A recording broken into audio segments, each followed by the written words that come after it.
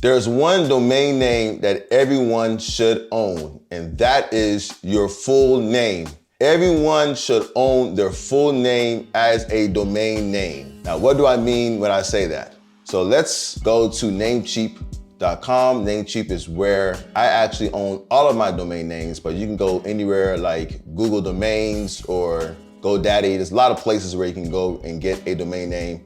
I've been using Namecheap for the last 10 years. So if you go there, I'm gonna type in my own name. So my own name, my full name, first and last is Victor Oyedeji. And I'm gonna use .com because .com is the most common end to a domain name. And as you can see, my name has been taken, and that is because I bought this 6 months ago. Believe it or not, 6 months ago, this name was actually available. Anyone could have owned my full name as a domain name. Now, you definitely do not want that to happen, and I don't want to give anybody any ideas, but if somebody else owns your own full name as their domain name, there's a lot of things that a person can do with that. So I just highly recommend that you do not let anybody else own your own full name as a domain name except you. So now let me go back to Namecheap, and let's just say, for example, that you type in your own name and it's taken, your own full name and it's taken. So what do?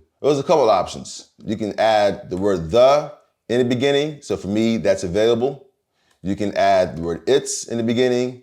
That's available. You can add this is in the beginning. That's available. You can also add like a middle initial that is there. So any middle initial, make sure that is actually your initial, and that's available. And if you are a junior or a senior, you can add, the suffix of your name there too as well, and that will work as well. But whatever the case is, make sure that you own your own domain name. So now, how long should you own this? So let me go to beginning. Let me type in thevictoroyedeji.com.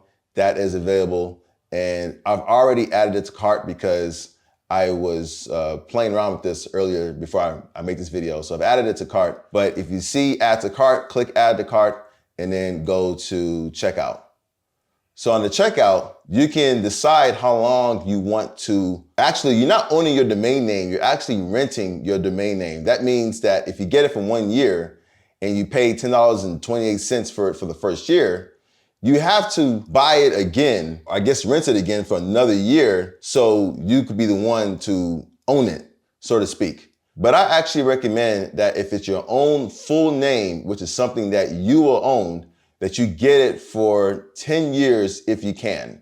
If you get it for 10 years, in America right now, the cost is $136.10. If you can't afford $136.10, which is not a problem, then you can do 9 years, 8 years, 7 years, 5 years, or whatever. 5 years is $66.20, and so forth and so forth. But regardless, you definitely want to own or rent your own full name as a domain name. So now that you have this, what do you do with that name?